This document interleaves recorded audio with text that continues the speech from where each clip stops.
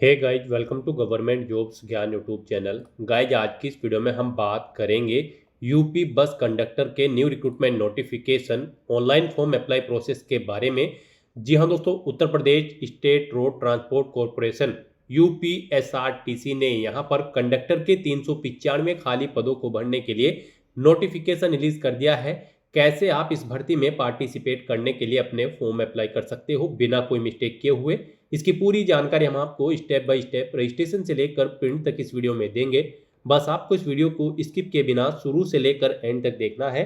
उसके बाद वीडियो पसंद आए तो इसे लाइक और शेयर कर दें। चैनल पर नए हो तो इसे सब्सक्राइब कर ले। लास्ट डेट की अपडेट है, केवल एक दिन शेष रह गया है। आप जल्द से जल्द अपने फॉर्म अप्लाई कर ले। अंतिम समय में यहाँ पर आपको कैसे अपने फॉर्म अप्लाई करने हैं जिससे आपका फॉर्म रिजेक्ट न हो, इसकी पूरी जानकारी आपको इस वीडियो में दी जाएगी। साथ ही साथ दोस्तों, हम आपको ये भी बताएंगे कि कौन सी वो कॉमन मिस्टेक है जिसे करने से आपका फॉर्म रिजेक्ट हो सकता है, तो आपको उस मिस्टेक को अवॉइड करते हुए अपने फॉर्म अप्लाई कर लेने हैं। साथ ही साथ आपको अपना फॉर्म अप्लाई करते हुए जो जो भी प्रॉब्लम फेस हो रही है उन सभी का हल आपको इस वीडियो में मिल जाएगा। कैसे यहाँ पर आपको अपनी प्रोफाइल रजिस्ट्रेशन करना है, कैसे आपको अपनी क्वालिफिकेशन की डिटेल देनी है, फोटो सिग्नेचर और डॉक्यूमेंट आपको कैसे अपलोड करने हैं, कितने केबी में और किस फॉर्मेट में आपको अपलोड करने हैं, सभी जानकारी आपको इस वीडियो में दी जाएगी। बस आपको एंड तक हमारे साथ इस वीडियो में बने रहना है। तो बिना कोई वक्त गंवाए चलिए शुरू करते हैं। आपको इस वीडियो के डिस्क्रिप्शन बॉक्स में हमारी वेबसाइट IND-sarkari-naukri.in के इस पेज का लिंक मिल जाएगा। यहाँ पर आपको इस भर्ती के रिगार्डिंग सभी डिटेल्स प्रोवाइड कर दी गई है। Uttar Pradesh state road transport corporation UPSRTC ने यहाँ पर बस कंडक्टर के 395 खाली पदों को भरने के लिए नोटिफिकेशन रिलीज कर दिया है। डेट्स की अगर बात करें तो आप इस भर्ती के लिए 14 मार्च 2026 तक अपने फॉर्म अप्लाई कर सकते हो। लास्ट डेट की अपडेट है, केवल एक दिन शेष रह गया है। आप जल्द से जल्द अपने फॉर्म अप्लाई कर ले। अंतिम समय का बिल्कुल भी वेट न करें। अंतिम समय में कोई भी टेक्निकल प्रॉब्लम हो सकती है, तो आप आज ही से अपने फॉर्म अप्लाई कर ले। यहाँ पर 12वीं पास कैंडिडेट अप्लाई कर सकते हैं। आकर्षक सैलरी पैकेज आपको प्रोवाइड कराया जा रहा है। 10,000 से 20,000 के बीच में सैलरी आपको प्रोवाइड कराई जाएगी। 18 से 45 साल आपकी आयु सीमा रखी गई है। फीस आपको यहाँ पर इस भर्ती में पार्टिसिपेट करने के लिए जमा नहीं करानी है। बिल्कुल फ्री ऑफ कॉस्ट आप अपने फॉर्म अप्लाई कर सकते हो। स्किल टेस्ट के आधार पर आपके सिलेक्शन का डिसीजन लिया जाएगा। आप यहाँ पर ऑनलाइन मोड में यूपी से अप्लाई कर सकते हो।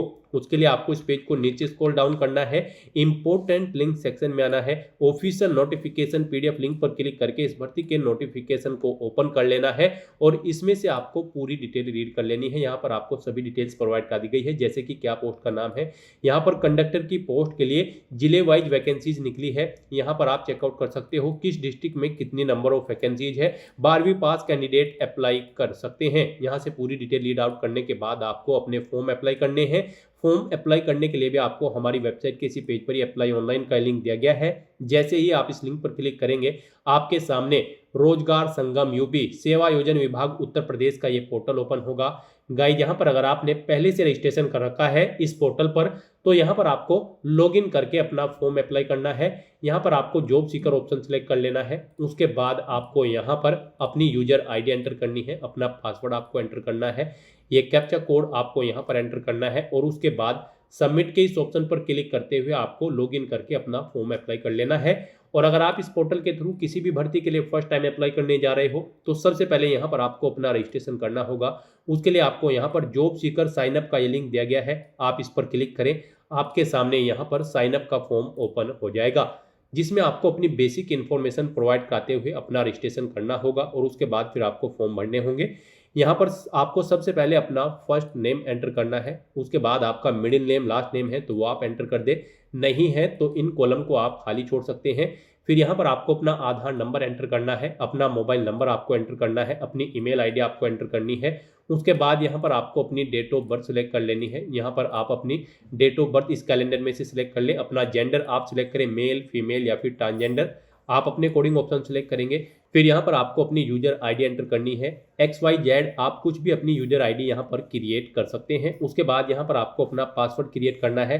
पासवर्ड यहाँ पर आपका इस फॉर्मेट में होना चाहिए, अल्फा न्यूमेरिक फॉर्मेट में। मीन्स आपके पासवर्ड में कम से कम एक अपर केस कैरेक्टर, एक लोअर केस कैरेक्टर, एक इंटीजर नंबर और एक स्पेशल कैरेक्टर जैसे कि @ हैश या फिर डॉलर होना चाहिए। तो आपको इस फॉर्मेट में यहाँ पर अपना पासवर्ड क्रिएट करना है, वही पासवर्ड आपको कंफर्म पासवर्ड फील्ड में एंटर करना है। उसके बाद गाइज आपको यहाँ पर आई होल्डर ऑफ आधार नंबर, इस चेकबॉक्स को आपको ओके करना है। उसके बाद आपको ये कैप्चा कोड यहाँ पर एंटर करना है और फिर आपको यहाँ पर वेरीफाई आधार नंबर के इस ऑप्शन पर क्लिक करते हुए अपना यहाँ पर आधार वेरीफाई कर लेना है। जैसे ही आप इस ऑप्शन पर क्लिक करेंगे आपके मोबाइल नंबर पर एक ओटीपी आएगा जिससे आपका आधार लिंक है। वो ओटीपी आपको यहाँ पर एंटर करते हुए अपना आधार नंबर वेरीफाई कर लेना है। फिर आपको आपके डैशबोर्ड में डैग कर दिया जाएगा। अब यहाँ पर आपको सबसे पहले अपनी प्रोफाइल कंप्लीट कर लेनी है। उसके लिए अब यहाँ पर आपको प्रोफाइल प्रिविष्टि इस लिंक पर क्लिक कर देना है। फिर आपके सामने यहाँ पर कुछ इस तरह से इंटरफेस खुल जाएगा। यहाँ पर आपसे पूछा गया कि क्या आप पूर्व में पंजीकृत हैं। अगर आपने पहले से पंजीकरण कर रखा है तो यहाँ पर आप हाँ सेलेक्ट करें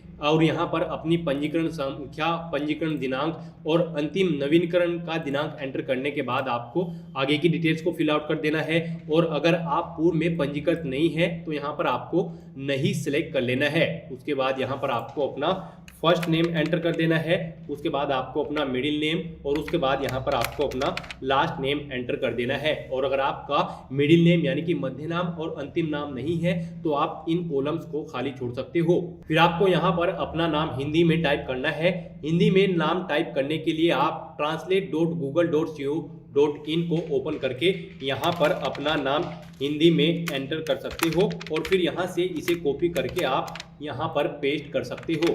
फिर उसके बाद यहाँ पर आपको अपनी वैवाहिक स्थिति बतानी है। आप अविवाहित हो, विवाहित हो, विधवा हो, तलाकशुदा हो या फिर विधुर हो, अपने अकॉर्डिंग आपको यहाँ पर ऑप्शन सेलेक्ट कर लेना है। फिर यहाँ पर आपको अपनी जन्म तिथि एंटर कर देनी है। उसके बाद यहाँ पर आपको अपने पिता का नाम इंग्लिश में एंटर करना है।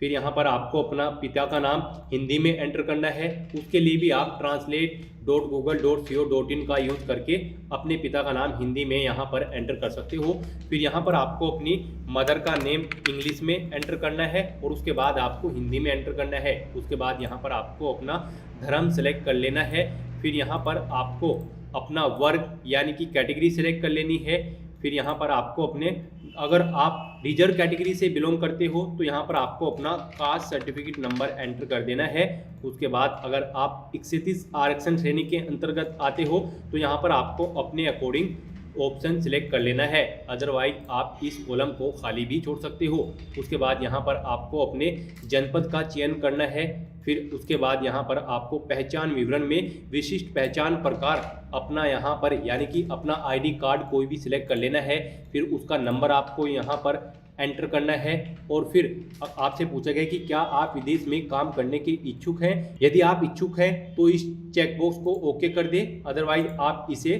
खाली छोड़ सकते हैं। अगर आप इस चेकबॉक्स को ओके करते हैं तो यहाँ पर आप वो इच्छित स्थान यहाँ से सिलेक्ट कर सकते हो। उसके बाद यहाँ पर अब आपको अपना फोटो अपलोड करना है। आपको चूज फाइल बटन पर क्लिक करना है, फाइल को सिलेक्ट कर लेना है और अपना फोटो यहाँ पर अपलोड कर देना है। और उसके बाद यहाँ पर अब आपको सुरक्षित करें बटन पर क्लिक करना है। सुरक्षित करें बटन पर क्लिक करने के बाद आपकी ये सभी डिटेल्स यहाँ पर सेव हो जाएंगी। अब यहाँ पर आपको संपर्क इस टैब पर क्लिक करना है। उसके बाद आपके सामने यहाँ पर कुछ इस तरह से इंटरफेस खुल जाएगा। अब यहाँ पर आपको पत्राचार करने के लिए अपनी सभी संपर्क यानी कि कॉन्टैक्ट डिटेल्स को फिल आउट कर देना है। सबसे पहले यहाँ पर आपको अपना स्टेट सिलेक्ट कर लेना है। गाइस यहाँ पर ये फॉर्म आप हिंदी और इंग्लिश दोनों लैंग्वेजेस में फिल कर सकते हो। यहाँ पर आपको हिंदी और इंग्लिश के ये दो चेकबॉक्सेस प्रोवाइड कराए गए हैं। आप जिस लैंग्वेज में अपना फॉर्म फिल करना चाहते हो यहाँ से आप सिलेक्ट कर सकते हो। यहाँ पर सबसे पहले आपको अपना स्टेट सिलेक्ट कर लेना है। फिर यहाँ पर आपको अपना डिस्ट्रिक्ट सिलेक्ट कर लेना है। उसके बाद यहाँ पर आपको अपना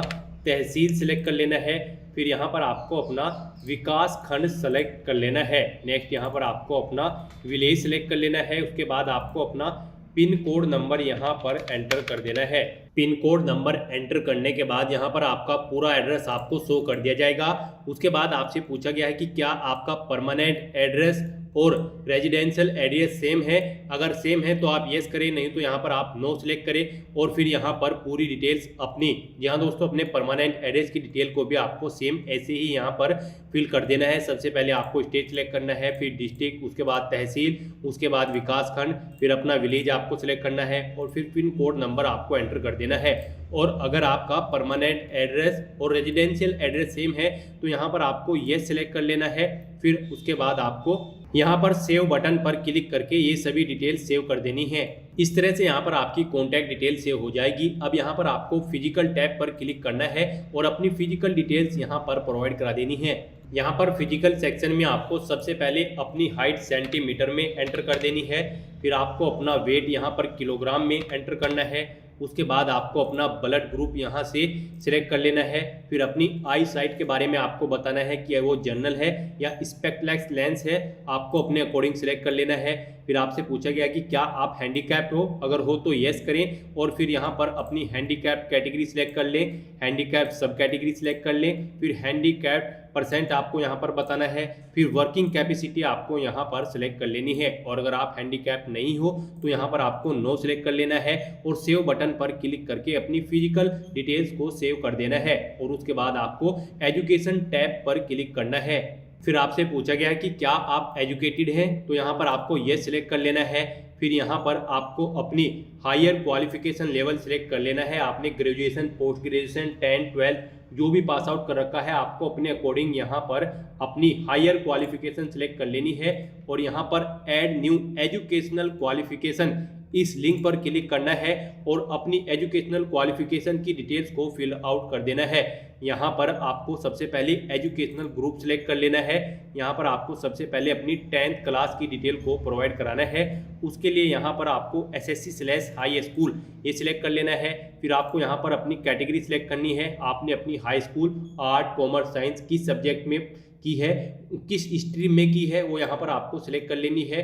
फिर यहाँ पर आपको अपना एजुकेशन लेवल सिलेक्ट कर लेना है, हाई स्कूल। उसके बाद आपको स्पेशलाइजेशन चीफ सब्जेक्ट यहाँ पर अपना सिलेक्ट कर लेना है, जो सब्जेक्ट्स आपके पास थे वो यहाँ पर आपको सिलेक्ट कर लेने हैं और फिर यहाँ पर आपको अपनी एजुकेशन का मीडियम बताना है कि आपने हिंदी, इंग्लिश, बंगाली या फिर गुजराती किस में अपनी 10th क्लास पास आउट की है वो यहाँ पर आपको सिलेक्ट कर लेना है। फिर यहाँ पर आपको अपना स्टेट सिलेक्ट कर लेना है, किस स्टेट से आपने अपनी 10th क्लास पास आउट की है। फिर यहाँ पर आपको अपनी बोर्ड या फिर यूनिवर्सिटी का नाम आपको सिलेक्ट कर लेना है। उसके बाद यहाँ पर आपको अपने स्कूल या फिर कॉलेज का नाम एंटर कर देना है। फिर यहाँ पर आपको मोड ऑफ एजुकेशन में बताना है कि आपने अपनी 10th class full time, part time, correspondence या फिर ओपन बोर्ड से की है, वो यहाँ पर आपको अपने अकॉर्डिंग ऑप्शन सिलेक्ट कर लेना है। फिर आपको अपनी 10th क्लास का जो रिजल्ट है उसका नंबर यहाँ पर एंटर कर देना है। फिर आपको टाइप ऑफ एजुकेशन में बताना है कि आपने वो पास आउट कर ली है यानी कि कंप्लीट कर ली है या फिर आप कंटिन्यू हो यानी कि आप 10th में अपियर हो, यहाँ पर आपको अपने अकॉर्डिंग ऑप्शन सिलेक्ट कर लेना है। अगर आपने अपनी 10th क्लास कंप्लीट कर ली है तो यहाँ पर आपको पासिंग ईयर में सबसे पहले मंथ सेलेक्ट करना है, कब आपने कौन से मंथ में आपने अपनी 10th क्लास पास आउट की थी। फिर आपको यहाँ पर ईयर सिलेक्ट कर लेना है। उसके बाद यहाँ पर कितने टोटल मार्क्स थे वो एंटर करने हैं, फिर कितने मार्क्स आपने ऑब्टेन किए थे वो आपको एंटर करने हैं। फिर आपको यहाँ पर अपनी ग्रेड या फिर परसेंटेज बतानी है कि आपके मार्क्स ग्रेड में थे या फिर परसेंटेज में। उसके बाद यहाँ पर आपको सेव बटन पर क्लिक करना है और अपनी ये डिटेल सेव कर देनी है। तो इस तरह से यहाँ पर आपकी 10th क्लास की डिटेल सेव हो चुकी है। अब यहाँ पर आप ऐड न्यू एजुकेशन क्वालिफिकेशन इस लिंक पर क्लिक करके अपनी 12th और ग्रेजुएशन की डिटेल्स भी सेम ऐसे ही यहाँ पर प्रोवाइड करा सकते हो। आपको एक बार फिर से यहाँ पर add new education details link पर क्लिक करना है और अपनी 12th और ग्रेजुएशन की डिटेल को भी सेम ऐसे ही यहाँ पर फिल कर दे के सेव कर देना है। तो इस तरह से यहाँ पर अपनी एजुकेशनल क्वालिफिकेशन की 10th, 12th या फिर जो भी आपने कर रखा है उसकी डिटेल फिल करने के बाद अब यहाँ पर आपको एजुकेशन नॉलेज इस टैब पर क्लिक करना है। अब यहाँ पर आपको अपनी लैंग्वेज सिलेक्ट कर लेनी है और अगर आप स्पीक करना जानते हो तो यहाँ पर आपको इस चेकबॉक्स को ओके कर देना है, राइट करना जानते हो तो इस चेकबॉक्स को भी ओके करना है, रीड करना जानते हो तो इस चेकबॉक्स को ओके कर देना है। उसके बाद यहाँ पर आपको सेव बटन पर क्लिक करके ये डिटेल सेव कर देनी है। ऐसे यहाँ पर आप 1 बाय 1 करके एक से ज़्यादा लैंग्वेजेस ऐड कर सकते हो और उनकी डिटेल्स को यहाँ पर आप सेव कर सकते हो। लैंग्वेजेस की डिटेल्स यहाँ पर सेव करने के बाद अब आपको स्किल टैब पर क्लिक करना है और अपनी स्किल्स की इंफॉर्मेशन आपको यहाँ पर प्रोवाइड करा देनी है और फिर यहाँ पर ऐड न्यू स्किल इस लिंक पर क्लिक करके अपनी स्किल्स की इंफॉर्मेशन आपको प्रोवाइड करानी है।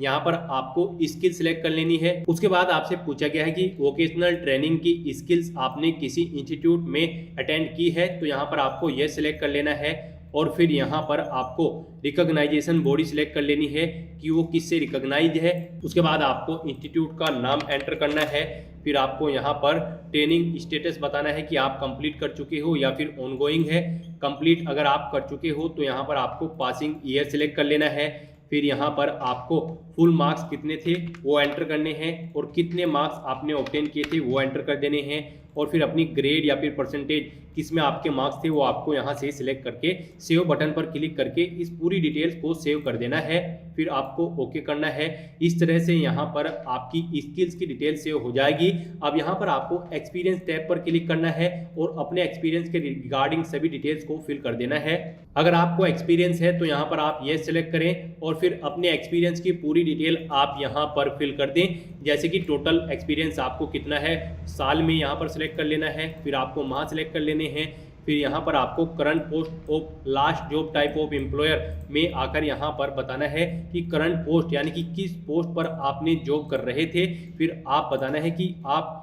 टाइप ऑफ एम्प्लॉयर में आकर आपको बताना है कि वो सेंट्रल गवर्नमेंट जॉब थी या फिर लोकल बॉडीज या फिर प्राइवेट। आपको यहाँ से ऑप्शन सेलेक्ट कर लेना है और फिर अपनी एक्सपीरियंस की डिटेल यहाँ पर आपको फिल करनी है। सबसे पहले यहाँ पर आपको एरिया सेलेक्ट कर लेना है, किस एरिया में आप जॉब करते थे। फिर यहाँ पर आपको ऑर्गेनाइजेशन का नाम एंटर करना है। टाइप ऑफ एम्प्लॉयर में आपको बताना है कि किस टाइप के आपकी जॉब थी, प्राइवेट या फिर गवर्नमेंट या फिर सेंट्रल गवर्नमेंट। उसके बाद आपको जॉब डिस्क्रिप्शन में यहाँ पर सभी डिटेल्स प्रोवाइड करा देनी है। डेट ऑफ ज्वाइनिंग में आपको इस कैलेंडर में से डेट सिलेक्ट कर लेनी है, कब से आपने अपनी जॉब ज्वाइन की थी। उसके बाद आपने उसे अगर छोड़ दिया है जॉब को तो वो रीजन आपको यहाँ पर एंटर करना होगा क्यों आपने अपनी जॉब छोड़ी है। फिर यहाँ पर पे ऑन लिविंग जॉब्स हैं तो यहाँ पर वो डिस्क्रिप्शन आपको फिल कर देना है। और अगर आप जॉब पर हो तो यहाँ पर आपको इस चेक बॉक्स को ओके कर देना है और यहाँ पर आपको पोस्ट का नाम एंटर करना है, जॉब का नेचर एंटर कर देना है। डेट ऑफ लिविंग आपको यहाँ पर सिलेक्ट कर लेनी है अगर आप जॉब छोड़ चुके हो। और उसके बाद आपको सेव बटन पर क्लिक करके अपनी एक्सपीरियंस की डिटेल को यहाँ पर सेव कर देना है। और अगर आपको एक्सपीरियंस नहीं है तो यहाँ पर आप नो सेलेक्ट करें और फिर ये डिटेल्स आपको फिल नहीं करनी होगी। फिर यहाँ पर अब आपको प्रीफ्रेंस इस टैब पर क्लिक कर देना है। फिर आपके सामने यहाँ पर कुछ इस तरह से इंटरफेस खुल जाएगा। अब यहाँ पर आपको फील्ड सिलेक्ट कर लेनी है जिस फील्ड के अंतर्गत आप जॉब करने के इच्छुक हैं। और उसके बाद यहाँ पर आपको जॉब विलिंगनेस में आप कोई एक ऑप्शन सेलेक्ट कर लेना है। आप सेंट्रल गवर्नमेंट की जॉब करना चाहते हो, पब्लिक सेक्टर की या लोकल बॉडी की या फिर सभी करना चाहते हो तो यहाँ पर आपको ऑल सेलेक्ट कर लेना है। उसके बाद आपसे पूछा गया है कि क्या आप पार्ट टाइम वर्क में इंटरेस्टेड हैं, अगर है तो यस करें, नहीं तो यहाँ पर आप नो सेलेक्ट कर लें। फिर आपको अपनी सैलरी के बारे में बताना है, किस सैलरी तक की जॉब आप यहाँ पर लेना चाहते हैं, आपको ऑप्शन सिलेक्ट कर लेना है। उसके बाद आपसे पूछा गया है कि क्या आप अपने डिस्ट्रिक्ट से बाहर भी जॉब करना चाहते हैं, अगर चाहते हैं तो यस करें, नहीं तो यहाँ पर नो करें। और फिर सेव बटन पर क्लिक करके ये डिटेल सेव कर दें। उसके बाद आपको डिक्लेरेशन टैब पर क्लिक करना है। डिक्लेरेशन सेक्शन में आकर आपको इस चेकबॉक्स को ओके करना है और सेव बटन पर क्लिक कर देना है। इस तरह से यहाँ पर आपकी प्रोफाइल कंप्लीट हो जाएगी। अब यहाँ पर आपको अप्लाई फॉर जॉब इस लिंक पर क्लिक करना है। नेक्स्ट आपके सामने कुछ इस तरह से इंटरफेस ओपन होगा। अब आपको यहाँ पर शैक्षणिक योग्यता में HSSC/इंटरमीडिएट ऑप्शन सेलेक्ट करना है और उसके बाद गाइज आपको यहाँ पर खोजे के इस ऑप्शन पर क्लिक करना है। फिर यहाँ पर आपकी 12वीं की जो भी भर्तियां करंट में चल रही होगी उन सभी की लिस्ट यहाँ पर आपको शो कर दी जाएगी। आपको यहाँ पर कंडक्टर की भर्ती सर्च करनी है तो यहाँ पर आपको कुछ इस तरह से आपकी परिचालक की भर्ती मिलेगी यानी कि कंडक्टर की। यहाँ पर जैसे कि परिचालक यानी कि कंडक्टर की भर्ती निकली हुई है लखनऊ में। यहाँ पर आपको बस इस भर्ती पर अप्लाई करने के लिए आवेदन करें, यहाँ पर ऑप्शन दिया गया है आवेदन करें। आपको इस पर क्लिक करके आवेदन कर लेना है। जैसे ही आप आवेदन करें के इस ऑप्शन पर क्लिक करेंगे आप यहाँ पर सक्सेसफुली इस डिस्ट्रिक्ट की कंडक्टर यानी कि परिचालक की पोस्ट के लिए सक्सेसफुली अप्लाई कर लेंगे। इस तरह से यहाँ पर मल्टीपल डिस्ट्रिक्ट में वैकेंसी निकली है परिचालक की, जैसे कि सहारनपुर में या फिर किसी और अन्य मंडल में, उनके लिए भी आपको यहाँ पर आवेदन करें के ऑप्शन पर क्लिक करते हुए अप्लाई कर लेना है। तो इस तरह से यहाँ पर आप यूपी बस कंडक्टर की इस भर्ती के लिए अप्लाई कर सकते हो। आप चेकआउट कर सकते हो कंडक्टर की इस भर्ती के लिए जो लास्ट डेट है वो 14 मार्च 2026 है। तो आज ही से आप इस भर्ती के लिए अपने फॉर्म अप्लाई कर ले। यहाँ पर अंतिम समय का वेट न करें, जल्द से जल्द आप अपने फॉर्म अप्लाई कर लें। यहाँ पर सक्सेसफुली अप्लाई करने के बाद फिर आप अपने डैशबोर्ड में जाकर अपने एप्लीकेशन फॉर्म का स्टेटस भी चेकआउट कर सकते हो कि आपका फॉर्म सक्सेसफुली सबमिट हो चुका है या फिर नहीं। तो दोस्तों ऐसे आप अपने यूपी बस कंडक्टर की इस भर्ती के लिए फॉर्म अप्लाई कर सकते हो बिना कोई मिस्टेक किए हुए। आज की इस वीडियो में बस इतना ही। आई होप ये वीडियो आपको पसंद आई होगी। अगर पसंद आई हो तो इसे लाइक और शेयर करें। चैनल पर नए हो तो इसे सब्सक्राइब कर लें। Thanks for watching.